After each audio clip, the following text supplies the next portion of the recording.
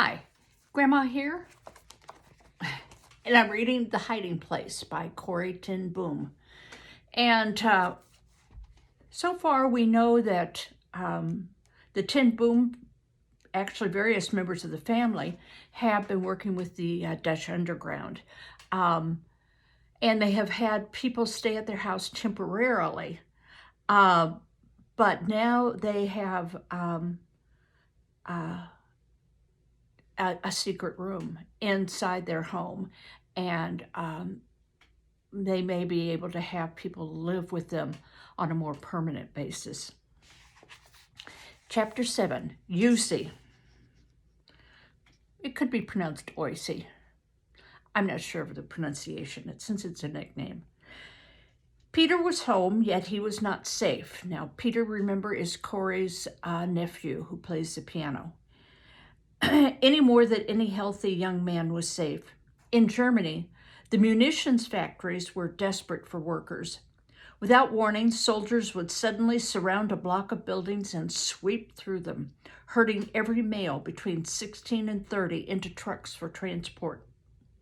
The method of lightning search and seizure was called the razzia, and every family with young men lived in dread of it. Flip and Nolly is Corrie's sister, had rearranged their kitchen to give them an emergency hiding place as soon as the razzias started. There was a small potato cellar beneath the kitchen floor. They enlarged the trap door, letting into it, put a large rug on top of it, and moved the kitchen table to stand on this spot. Since Mr. Smith's work at the Bayet, and if you recall, he's the one who put in the secret room in the Bayet, I realized that this hole under the kitchen floor was totally inadequate hiding place. Too low in the house for one thing, and probably, as Mr. Smith would say, the first place they'd look. However, it was not a sustained search by trained people it was intended for, but a swoop by soldiers, a place to get out of sight for half an hour. And for that, I thought it was probably sufficient. It was Flip's birthday when the razzia came to the quiet residential street of identical attached homes. Father, Betsy, and I had come early with a quarter-pound of real English tea from Pickwick. Nolly, Annalisa, and the two older girls were not yet back when we arrived. A shipment of men's shoes had been announced by one of the department stores, and Nolly had determined to get Flip a pair, if I have to stand in line all day. We were chatting in the kitchen when Cocky and Katrine, more of Nolly's children, when all at once Peter and his older brother Bob raced into the room, their faces white. "Soldiers, quick! They're 2 doors down and coming this way." They jerked the table back, snatched away the rug, and tugged open the trap door. Bob lowered himself first, lying down flat, and Peter tumbled in on top of him. We dropped the door shut, yanked the rug over it, and pulled the table back in place. With trembling hands, Betsy, Cocky, and I threw a long tablecloth over it and started laying 5 places for tea. There was a crash in the hall as the front door burst open, and a smaller crash close by as Cocky dropped a teacup. 2 uniformed Germans ran into the kitchen, rifles leveled. "Stay where you are, do not move." We heard boots storming up the stairs. The soldiers glanced around disgustedly at the room filled with women and one old man. If they'd looked closer at Katrine, she would surely have given herself away. Her mask was a face of terror, but they had other things on their mind. "Where are your men?" the shorter soldier asked Cocky in clumsy, thick accented Dutch. "These are my aunts," she said, "and this is my grandfather. My father is at his school and my mother is shopping. And I didn't ask about the whole tribe," the man exploded in German, then in Dutch. "Where are your brothers?" Cocky stared at him a second and then dropped her eyes. My heart stood still. I knew how Nolly had trained her children, but surely now, of all times, a lie was permissible. "Do you have brothers?" the officer asked again. "Yes," Cocky said softly, "we have 3. "How old are they?" 21, 19, and 18. Upstairs, we heard the sounds of doors opening and shutting, the scrape of furniture dragged from walls. Where are they now? The soldiers persisted. Cocky leaned down and began gathering up the broken bits of cup. The man jerked her upright. Where are your brothers? The oldest one is at the theological college. He doesn't get home most nights because what about the other two?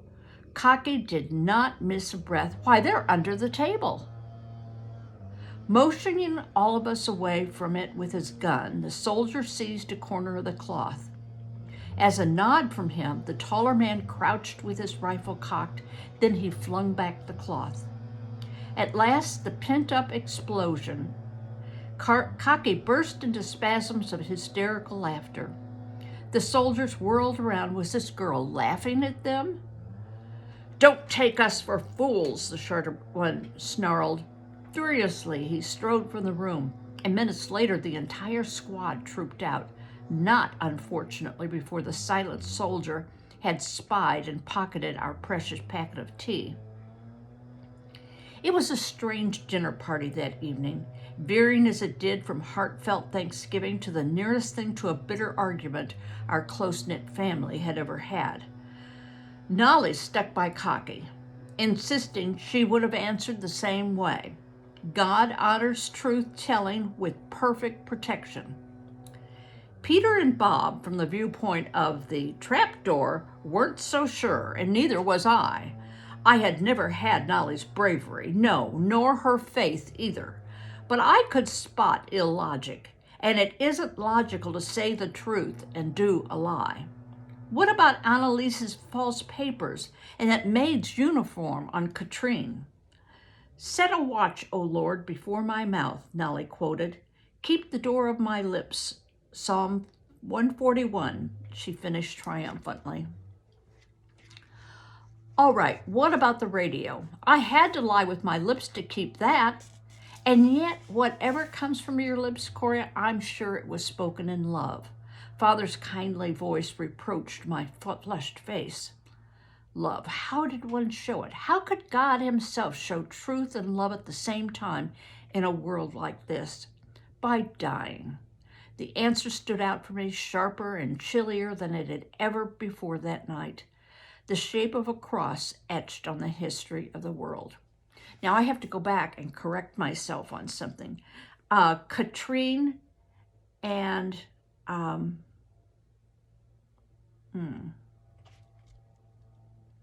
Annalise are not nieces of Corrie's. They are Jewish people that are being, basically hiding out in the open. They're pretending that they are additional family. One of them is, works as a housekeeper, supposedly. Okay, so now continuing on. It was getting harder and harder to find safe homes in the country for the scores of Jews who were passing through our underground station by early 1943. Even with ration cards and forged papers, there were not enough places for them all. Sooner or later, we knew we were going to have to start hiding people here in the city. How sad that the very first should have been the dearest of all. It was in the middle of a busy morning in the shop where Betsy slipped through the workshop door. Harry and Cato are here, she said. Now, I don't know if you remember who Harry and Cato are. They are the bulldog and his wife. His wife is a Christian, and Harry is also now a Christian, but he had been Jewish. We were surprised. Harry had never come to the Bayet in the daytime because he feared his yellow star would cause awkwardness for us. Father and I hurried behind Betsy up the stairs. Harry DeVries related the familiar story. The visit the evening before from an NSB, which is a Nazi group in the Netherlands. The announcement that the shop was confiscated. Who cared if Harry were a Christian? Any Jew can convert to avoid trouble, the NSBer said. This morning, the appearance of a uniformed German to make it official, the shop was closed in the interest of national security. But If I am a security risk, said poor Harry, surely they will not stop with taking my store. Doubtless they would not. But just then there was absolutely no available place outside the city. In fact, the only underground address we had at the moment was the home of a woman named DeBoer, not 4 blocks from the Bayeux. And that might be pronounced DeBoer. That afternoon, I knocked on Mrs. DeBoer's door. She was a dumpy woman dressed in a blue cotton smock and bedroom slippers. We supplied Mrs. DeBoer with ration cards and arranged an emergency appendectomy from there. She showed me the living quarters in her attic. 18 Jews were staying there, most of them in their early 20s. They'd been cooped up too long, she said. They sing and dance and make all sorts of noise. If you think one more couple would be too much. No, how can I turn them away? Bring them tonight, we'll manage. And so Harry and Cato began their life at Mrs. DeBoer's, living in one of the narrow dormers in the attic.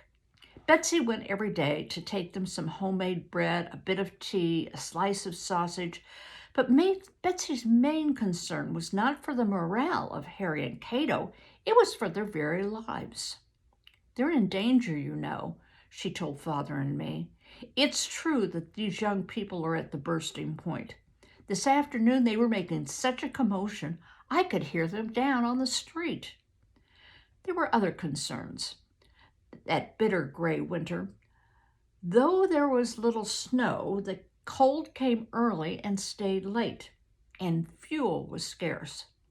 Here and there in the parks and along the canals, trees began to disappear as people cut them down to heat cook stoves and fireplaces.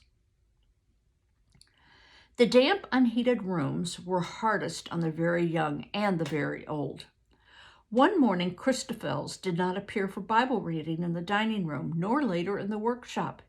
His landlady found him dead in his bed, the water in his wash basin frozen solid.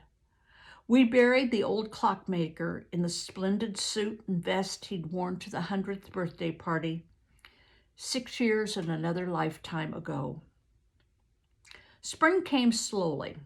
We celebrated my 51st birthday with a little party at the DeVries alcove home. In 1 week later, April 22nd, that Cato arrived alone at the Bayeux. Inside the door, she burst into tears. Those foolish young people went crazy. Last night, 8 of them left the house. Naturally, they were stopped and arrested. The boys hadn't even bothered to cut their sideburns. The Gestapo didn't have any trouble getting information out of them. The house had been raided. She said at 4 a.m. Cato was released when they discovered she was not Jewish, but everyone else, Harry, Mrs. DeBoer, too. So what would become of them?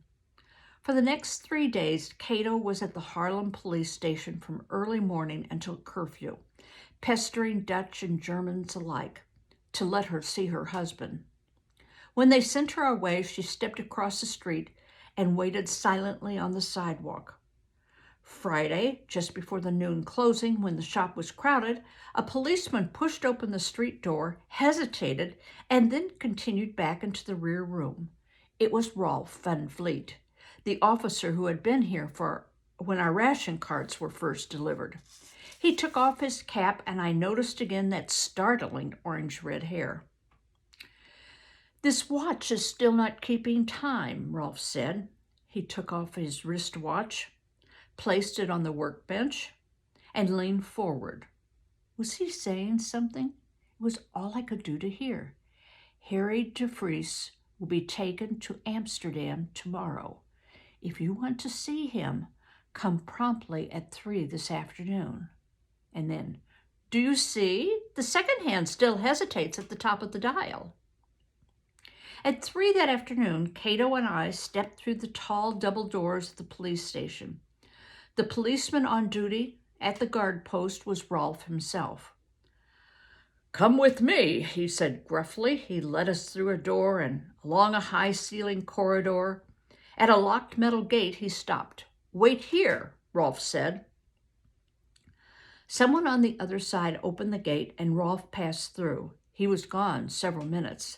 Then the door opened again and we were face to face with Harry. Rolf stood back as Harry took Cato into his arms. "You only have a few seconds," whispered Rolf. They drew apart, looking into each other's eyes. I'm sorry," said Rolf. "He'll have to go back." Harry kissed his wife. Then he took my hand and shook it solemnly. Tears filled our eyes. For the first time, Harry spoke. "I shall use this place wherever they're taking us," he said. "It will be my witness stand for Jesus." Rolf took Harry by the elbow. "We will pray for you many times every day, Harry," I cried as the gate swung shut. An instinct which I shared with no one told me this was the last time I would ever see our friend, the bulldog. That night we held a meeting about Rolf. Betsy and I and the dozen or so teenage boys and girls who acted as messengers for this work with the underground. If Rolf had risked his own safety to tell us about Harry's transport, perhaps he could work with us. "Lord Jesus," I said aloud, "this could be a danger for all of us and for Rolf too." But even with the words came a flood of assurances about this man. How long, I wondered, would we be led by this gift of knowledge? I assigned one of our younger boys to follow Rolf home from work the next day and learn where he lived. The older boys, the ones susceptible to the factory draft, we sent out only after dark, now and then, most often dressed as girls. The following week, I visited Rolf at home. "You have no idea how much it meant to see Harry," I said when I was safe inside. "How can we repay this kindness?" Rolf ran his hands through his bright hair. "Well, there is a way. The cleaning woman at the jail has a teenage son, and they've almost picked him up twice. She's desperate to find another place for him to live." "Perhaps I can help," I said. "Do you think she would find that her watch needs repairing?" The next day, Toos came to the door of Tante Jan's room, where I was working with 2 new volunteers for our work. More and more, I was leaving the watch shop to her and Father, as our underground operation required more time. "There's a funny-looking little woman downstairs," Toos said. "She says her name is Mietje. She says to tell you Rolf sent her." I met Mietje in the dining room. The hand that I shook was ridged and leathery from years of scrubbing floors. A tuft of hair grew from her chin.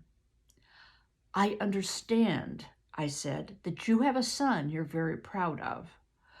"Oh, yes." Mitie's face lit up at the mention of him.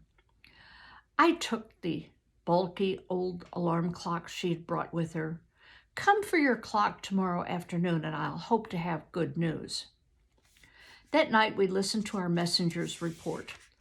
The long, cruel winter had opened up places at several addresses.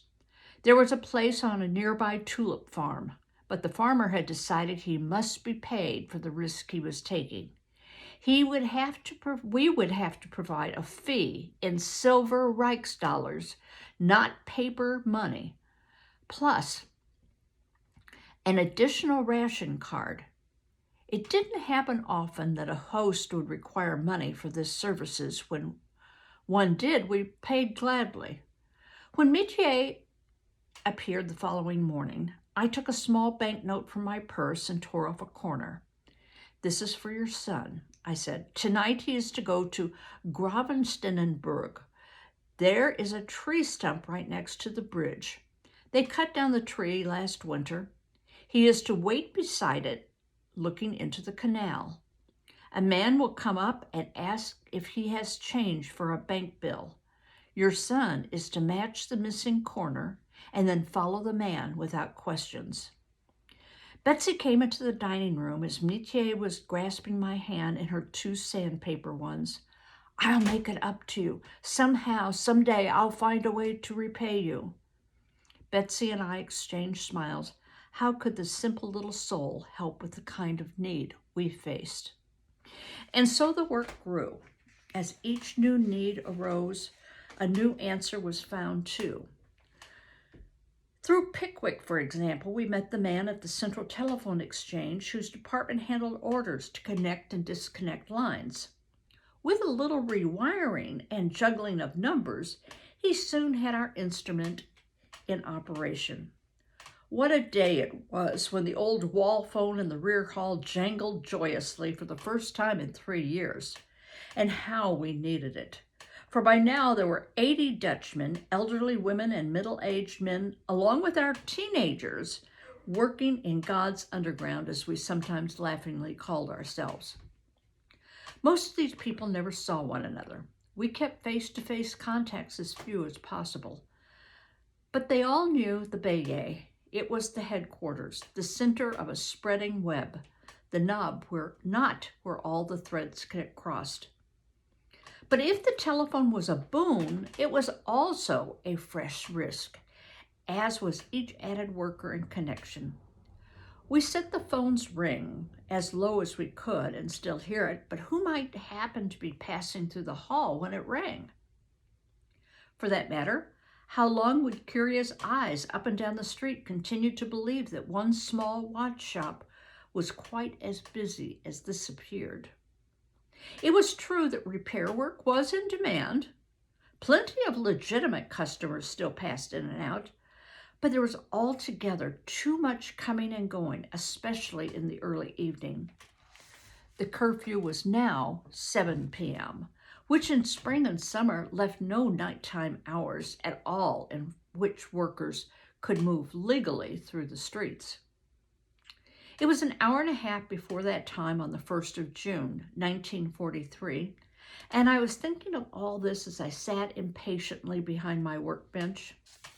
6 workers still not back, and so many loose ends to tie up before 7. For one thing, being the first of the month, Fred Koenstra should be arriving with the new ration cards. The 100 cards, which had seemed such an extravagant request a year ago, were now far too few for our needs. And Fred was only one of our suppliers, some of the stolen cards coming in from as far away as Delft. How long can we go on this way, I wondered. How long can we continue to count on this strange protection? My thoughts were interrupted by the side entrance bell. Betsy and I reached it at the same instant. In the alley stood a young Jewish woman, cradling a tiny blanketed bundle in her arms. Behind her, I recognized an intern from the maternity hospital. The baby, he told us in the hallway, had come prematurely. He had kept mother and child in the hospital longer than permitted because she had nowhere else to go. Betsy held out her arms for the baby, and at that moment, Fred Koenstra opened the door from the shop. He blinked a moment at seeing people in the hall, then turned with great deliberation to the meter on the wall. The young doctor, seeing what he took to be an actual meter man, turned as white as his own collar. I longed to reassure both of them, but knew the fewer in the group who knew one another, the safer it was for all. The poor intern gulped a hasty goodbye while Betsy and I got mother and baby up to the dining room and closed the door on Fred and his work. Betsy poured a bowl of the soup she had cooked for supper from a much-boiled bone. The baby began a thin, high wail. I rocked it while the mother ate. Here was a new danger, a tiny fugitive too young to know the folly of making a noise. We had had many Jewish children over a night or several nights at the Bayet, and even the youngest had developed the uncanny silence of small hunted things. But at 2 weeks, this one had yet to discover how unwelcoming was its world. We would need a place for them far removed from the other houses. And the very next morning, into the shop walked the perfect solution. He was a clergyman friend of ours, pastor in a small town outside of Haarlem, and his home was set back from the street in a large wooded park. "Good morning, Pastor." I said, the pieces of the puzzle falling together in my mind. Can we help you? I looked at the watch he had brought in for repair. It required a very hard-to-find spare part. But for you, Pastor, we will do our very best, and now I have something I want to confess. The pastor's eyes clouded. Confess? I drew him out of the back room of the shop and up the stairs to the dining room. I confess that I too am searching for something. The pastor's eyes were now wrinkled with a frown. Would you be willing to take a Jewish mother and her baby into your home? They will almost certainly be arrested otherwise. Color drained from the man's face. He took a step back from me. Miss Ten Boom, I do hope you're not involved with any of this illegal concealment and undercover business. It's just not safe. Think of your father and your sister. She's never been strong. On impulse, I told the pastor to wait and ran upstairs. Betsy had put the newcomers in Willem's old room, the farthest from the windows on the street.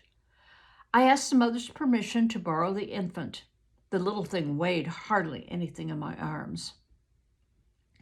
Back in the dining room, I pulled back the coverlet from the baby's face. There was a long silence. The man bent forward, his hand, in spite of himself, reaching for the tiny fist curled around the blanket. For a moment, I saw compassion and fear struggle in his face. Then he straightened. No, definitely not. We could lose our lives for that Jewish child. Unseen by either of us, Father had appeared in the doorway. Give the child to me, Corrie, he said. Father held the baby close, his white beard brushed its cheek, looking into the little face with eyes as blue and innocent as his baby's own. At last he looked up at the pastor. You say we could lose our lives for this child. I would consider that the greatest honor that could come to my family. The pastor turned sharply on his heels and walked out of the room. So we had to accept a bad solution to our problem. On the edge of Harlem was a truck farm that hid refugees for short periods of time. It was not a good location, since the Gestapo had been there already, but there was nowhere else available on short notice. 2 workers took the woman and child there that afternoon. A few weeks later, we heard the farm had been raided. When the Gestapo came to the barn where the woman was hidden, not the baby, but the mother began to shriek with hysteria. She, the baby, and her protectors were all taken. We never learned what happened to them.